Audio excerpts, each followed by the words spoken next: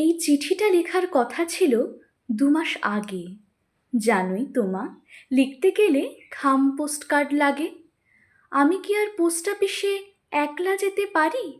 আমার যাওয়া বলতে কেবল পল্লবীদের বাড়ি, তাও ভাগ্যিস এক পাঁচিলে, খুব উঁচু নয় তাই। 5-6টা থান ইট সাজিয়ে টপকে চলে যাই। ছোড়দাকে রোজ বলতে বলতে আজকে হলো দয়া। জোড়া শালিক দেখলাম বলেই দিনটা এত পয়া।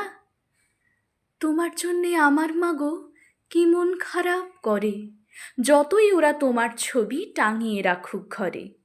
তাতে কি আর মন ভরে মা? সত্যি বলছি শোনো, ছবির মা কি আদর করে, গল্প শোনায় কোনো? বাবা বলে তোর মা গেছে দূরে, অনেক দূরে, এই ধরে নি শিমুলতলা কিংবা মধুপুরে। বাবা ভাবছে রুমি বোধ হয় আগের রুমিই আছে, উল্টো পাল্টা যা হোক কিছু বুঝিয়ে দিলেই বাঁচে।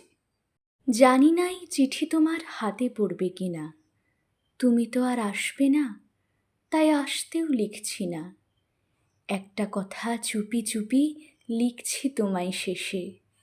তোমার রুমি ভালোই আছে, তার সে নিজের দেশে। ভালো থেকো, আমার কথা মনে পড়লে বলো। এবার উঠি, পিয়ন কাকুর আসার সময় হলো।